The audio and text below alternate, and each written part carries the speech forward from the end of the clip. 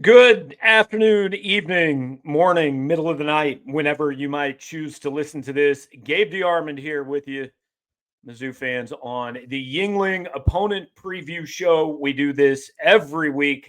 This week it is the Vanderbilt Commodores, brought to you, as always, the show, not Vanderbilt, brought to you, as always, by our friends at America's oldest brewery, that is Yuengling.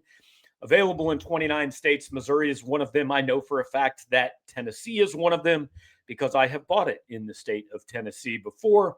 So if you are headed to Nashville for Missouri and Vanderbilt on Saturday afternoon, pick yourself up a few Yuenglings, go over, check out College Game Day, and then go watch yourself a football game that is, as we all expected it was going to be, between the number 10 and number 15 team in America in one of the biggest games of the year. Bring in my friend Chris Lee from Vandy 24/7. Chris, what's going on, man? Yeah, College Game Day in late October in Nashville between Vandy and Missouri, just the way we drew it up before the season. Just another Saturday. Yeah. So let me ask you this before we get into some of the football stuff. I You may disagree with this, but I remember talking to Gary Pinkel back when Missouri made its run in 07, 08. And like every week we would say, is this the biggest game you've ever played? And every week he would say, it's the biggest game this week, but if you win it, you earn the right for the next one to be the biggest game. So I understand Missouri as an opponent does not carry the weight of Alabama or LSU nationally. But I think it's fair to say this is the third time in a month the Vanderbilt's playing its biggest football game in 75 years.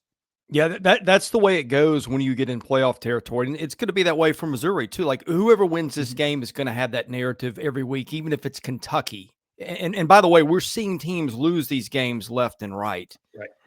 But yeah, I mean that's just where we are with this. And I think I don't really understand why. And I'm on record doing this a lot at Southeastern 16. I thought Missouri was a lot better than it was being given credit for a while. I thought before the season it was. People circled the schedule, said, well, it's good. And, that helps. I'm like, well, I think there's a good football team in there too. And I don't know why people haven't paid more attention to that, but that's where they are. Well, I think it's real simple. It's because people who do what we do in the media are still like they have not adjusted to the fact that this is 2025 and they look and go, well, who's coming back? Who did you lose? Without understanding that Eli Drinkwitz just went in the portal and got like one of the best players available at like 4 different positions. So it's okay if guys leave. I think a lot of people haven't adjusted to what college football is, but what's it like in Nashville this week? Every time I look at a television, Vanderbilt's on it. I was at the gym and I see a Vandy guy on SEC this morning, and then I see a tweet about Diego Pavia walking and talking with ESPN. I mean, this one has to feel a little bit different. Yeah, I mean, Gabe, it's the intersection of a lot of stuff, right? Okay, it's Nashville, which everybody with any excuse to come to Nashville a lot of times does because it's just become this tourist destination. And I grew up here and it still feels weird to me. It's like a completely different town than I grew up in. So that's one thing. Number two, you got this rags to riches story. I mean, Vanderbilt football has been bad longer than we've been alive by a lot. And so there's that. Everybody always appreciates that kind of story. This is like the March Madness equivalent of the 15 seed winning a game against somebody. So there's that. I think you've got a dynamic personality and player in Diego Pavia, and he is both. And I think you've got a head coach who's very likable too. I think he comes off as kind of vanilla in press conferences and things. You saw a little bit more of his personality in the SEC documentary. I've gotten to know him. A lot of times these coaches are just, I mean, they're all human beings, right? But some of them are a little bit more relatable than a lot of people are. I mean, like how many SEC head coaches have ever sat down with you in the press box at a baseball game and just, shot the breeze? That doesn't happen a lot, but I've done that with Clark. I think that's an element here that helps out a little bit locally. Is a guy that's pretty well liked and was, played on a Vanderbilt team 20 something years ago. That's part of it too. It's a lot of things, but it's a convergence of a lot of things that usually make you a story this time of year in college football. So for that to happen, I would need to be in the press box at a college baseball game. I Right. wanted to.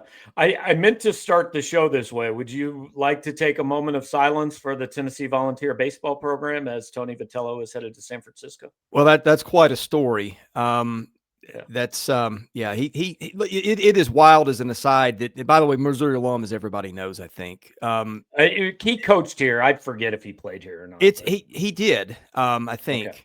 But it is kind of wild that like that's a lot of talk. The talk of the town here in Nashville this week has been Vanderbilt football and Tennessee baseball, which is just, Mhm. that's one of these things that you never would have believed it, but here we are.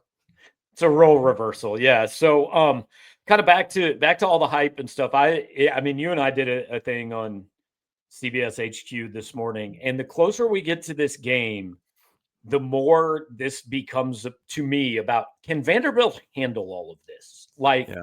I think Clark Lee's a great coach. I think he's done a phenomenal job. After the Alabama game, I think Diego Pavia more or less admitted all the stuff I let it get to me, and I tried to, I kind of fell in love with all that, and Yeah. and that hurt his play. Like, what's your confidence level that this Vanderbilt team can do all this stuff all week and listen to everybody tell them how good they are, and then come out and back it up on Saturday? I hadn't really thought about that much until you brought it up when we were on CBS, and maybe you've got a point. But I think to me, we're talking two different things. I think part of it was the Alabama game was its own animal, right? Mhm. Alabama's doing its own game day. And I thought, like, as much as I like Diego Pavia, as much as he has changed the program, there are times I've thought, you're not really helping yourself or your team keeping your mouth shut. And then they go down there, everybody's laying in wait for them. And to be fair, like Alabama had some guys, Ryan Williams ran his mouth too, but like warm-ups there's a battle going on between him and the fans already. And after the game, and like that's not something you want for a football game. So to me, that wasn't really the attention. Like they've won games with attention on them, but it was they let that give somebody else extra motivation. By the way, I thought it was interesting. You brought it up.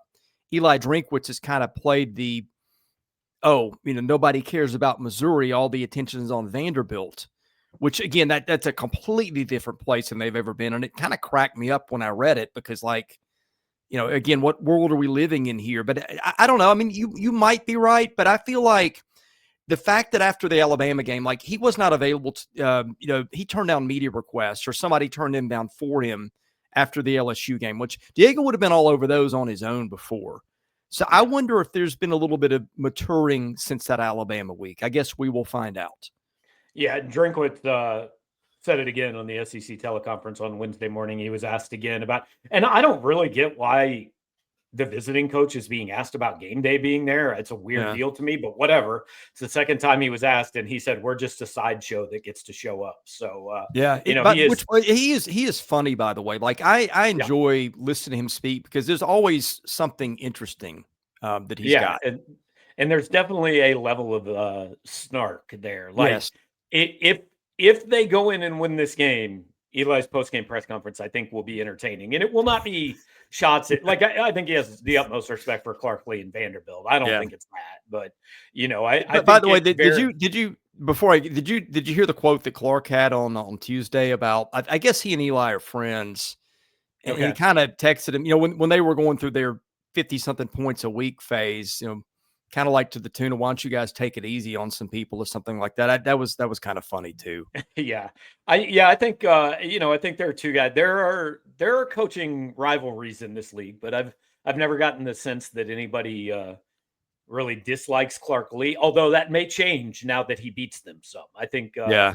that's directly proportionate. So let's talk about the actual football part. Like, who has done I don't think Alabama necessarily slowed Diego Pavia down so much as he made two mistakes at a place on the field you can't make them. But who has done the best job defensively against him this year? And kind of, if you're a defensive coordinator, like, what's the key to kind of, I don't want to say stopping this guy, but at least slowing him down where he doesn't beat you?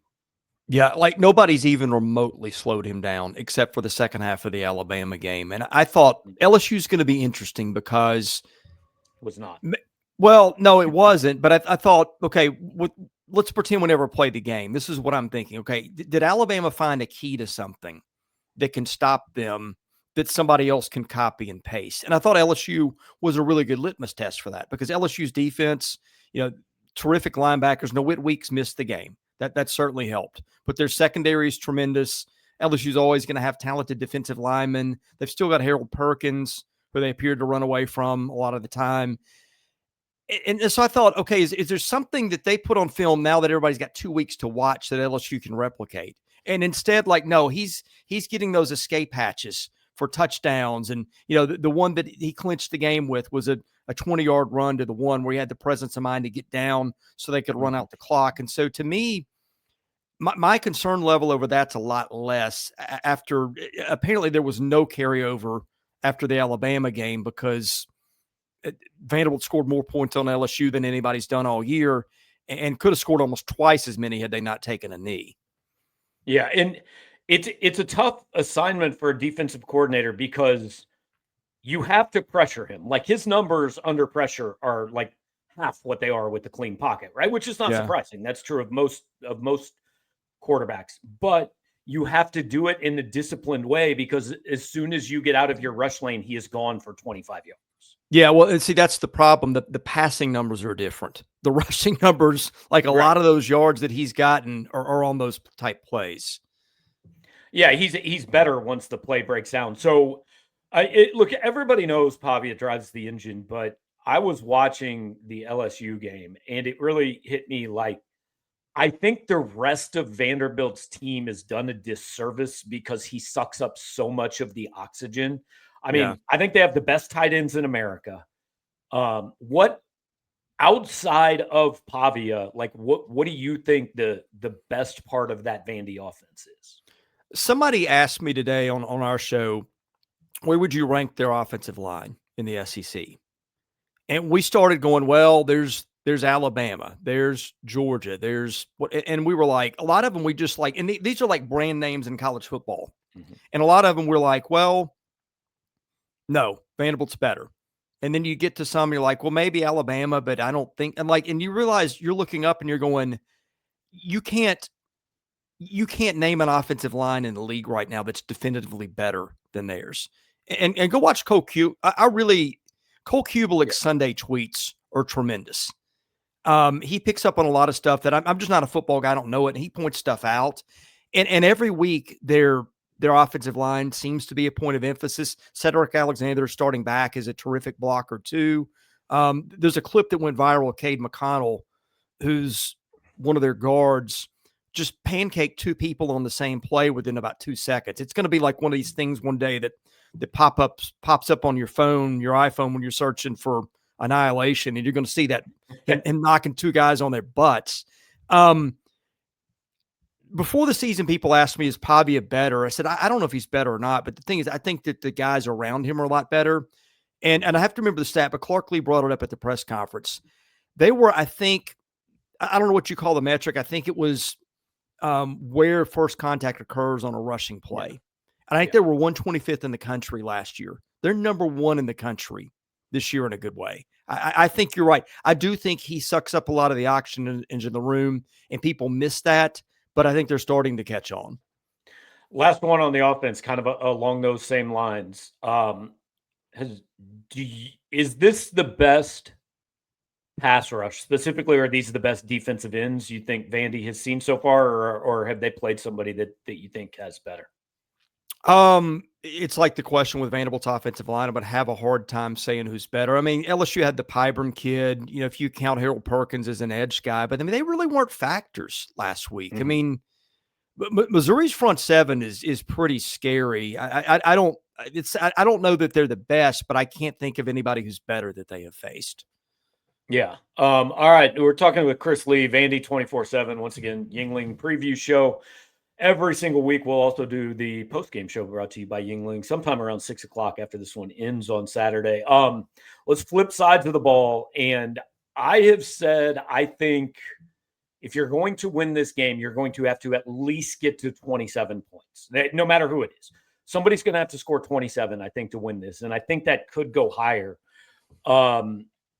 Defensively, what is the strength of this Vanderbilt team?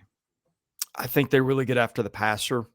I think they're creative a lot of times with blitz packages with where they send pressures. One time it can be a safety, next time it could be a linebacker shooting a gap. Their ends have shown capability of getting pressure on their own at times. I think if you look at their stat sheet, I think coming into last week they had 10 different guys with sacks. It's not a list of guys that you're going to be, you know, day one and day two of the draft next year, peeling your eyes for when they get picked.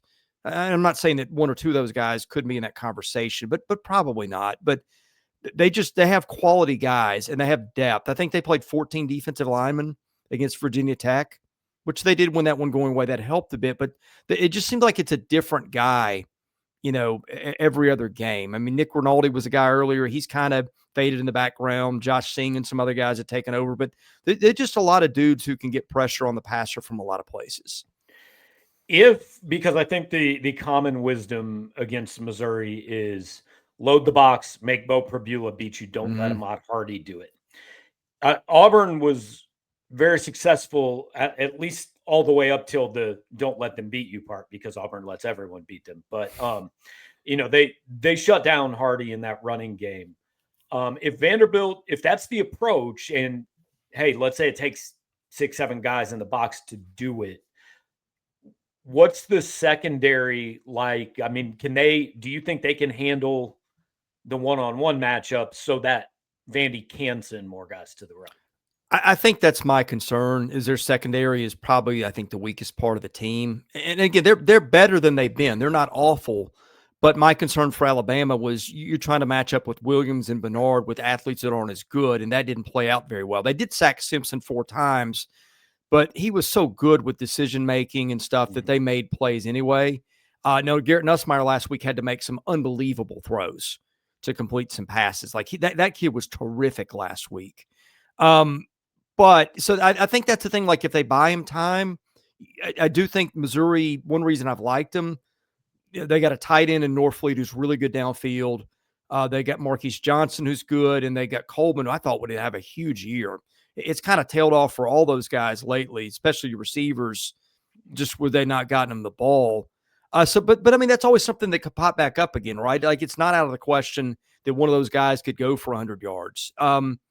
And even if that's not the issue, you do worry like Prabula's kind of some of the danger that Pavi is. Like, okay, you stop the pass, but if he tucks it and runs it, he can get 10, 15, 20 yards. He's fast. He's probably more athletic than Diego is. And I think that's a concern too. Yeah. I mean, do you agree with it? Like, I think both these offenses are going to find some success. Do you think that number's too high? Do you think you can win this with less than 27? I was thinking maybe first to 24. To be honest, Gabe, I'm not sure what kind of game it's going to be because I think Missouri's talented on offense, but you're starting to see some limitations with them a little bit more. Right. And again, I think their defense, like they held Alabama to what, 4.3 a play, something like that. Yeah. I mean, I think there's a game script where this is, 20-17, but I don't know if it's that or it's what you think. I don't really have a good feel for points here. Because I know too, like LSU only got the ball 8 times last week against Vandy. Vandy wants to control the clock. Yeah. Missouri at one point was number 2 in the country in time of possession. So yeah, it could just be hey, nobody has the ball enough to get to 27, right? Yeah. Third down will be big. I think we talked a little bit. If this comes down to a kick, Clark Lee has to feel pretty good about things. Yeah, he's got a kicker in Brock Taylor. Here's the other: they don't try field goals anymore very much because they're scoring so many touchdowns. Which is that's not something I've said before. But like when he does kick, I think it's been, gosh, he missed one against Missouri in overtime, and that was like his 3rd or 4th game to kick. He'd missed a big one against Virginia Tech. I think he's missed 1 field goal since that game last year. And he's been good, I think, over 20 times or close to it. Now, he hasn't had that many of those this year, hasn't missed a field goal. He does miss an occasional extra point, which is weird. But the one he hit last week from 46, which was the only one he tried, that would have been good from 60. So he's accurate, and he's got a huge leg. Let me run some big picture by you. I did your old show with Billy Derrick last night, and I know he's going to post it later. But I said this to him. I think the Missouri game last year was kind of the first. Hey, you might want to take this Vanderbilt program a little more seriously than you've taken it. Because, like, Yeah. I know Vanderbilt should have won that game, missed a chip shot field goal. I thought Vanderbilt outplayed Missouri most of the day. And the feeling among Missouri fans, and I felt the same way that night. I went on our postgame show. I said, I don't know where you think you're going to go if you got to go double overtime to beat Vandy by a field goal. Yeah. Well, we kind of figured out a couple weeks later, oh, no, hang on, they're actually good. And I think that day was the day that kind of launched this thing into, all right, man, take us seriously. Do you think that is that off base? No, I think that's pretty right. I'll nuance it a little bit more. I mean, you could say the first time that you could have taken Vanderbilt seriously was Virginia Tech, which was everybody's playoff sleeper darling. They beat them in overtime, played really well. And so you've got that, but then you have 2 weeks later, they go and lose at Georgia State, which won, I think, 3 games last year. And sometimes you see stuff in openers, ask Alabama and Florida State, that just doesn't translate. And so you could have chalked that up at that point to, okay, it was just one of those games after Georgia State. But yeah, you're right. I mean, Missouri happens. They're right there with the chance to win, and then they beat Alabama the next week. And I think really the most impressive part of that was, okay, you lost a game in 2 completely different ways. You lost a game where you played badly to a bad team. And then you had one there for the taking, and you lost it because you couldn't make a simple play. I think for them to come back and beat Alabama the next week under that circumstance when nobody believed in them, to circle back to the first question you asked me about, I guess that's why I'm not as worried about them about the spot, because their resiliency has been off the charts. Mm-hmm. All right. So last thing, look, I don't ever mess with predictions or whatever. I think we both think this is going to be a one-score game. It's going to come down to who makes a play in the fourth quarter. But like, where do these regardless of the result, tell me where you think the winner and the loser of this game can go from here. I think the winner I would have is a above 50-50 shot to go to the playoff after this one. Yep. The loser is not out of it, especially if it's Vanderbilt, I think, because it's banked a little bit more and probably has got a little bit more opportunity to bank stuff.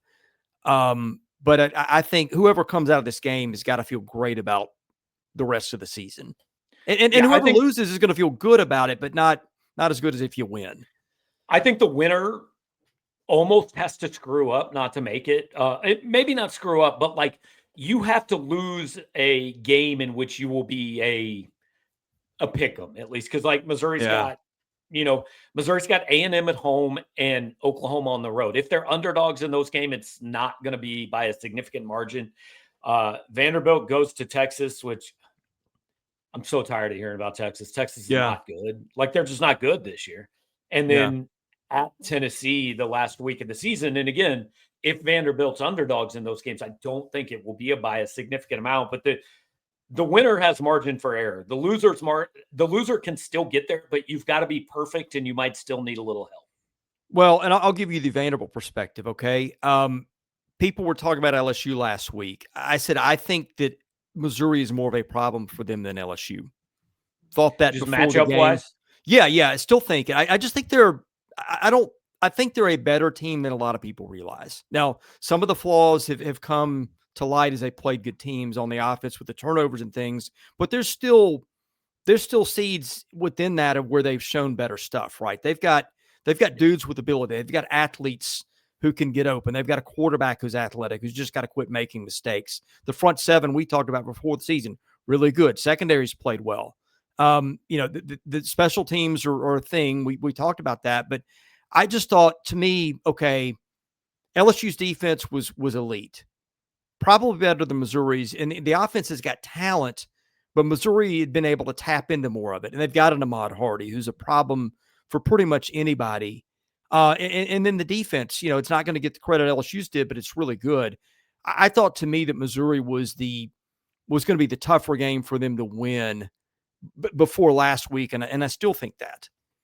Yeah, it should be fun. I think it's going to be a good game. I love the fact that that everybody in the SEC is paying attention to two programs that maybe they don't always necessarily pay attention to. But Appreciate you, man. And look, I know I've been on your site. You've been on my site. I know you do the Southeastern 16. Like, people are going to see a lot of us this week.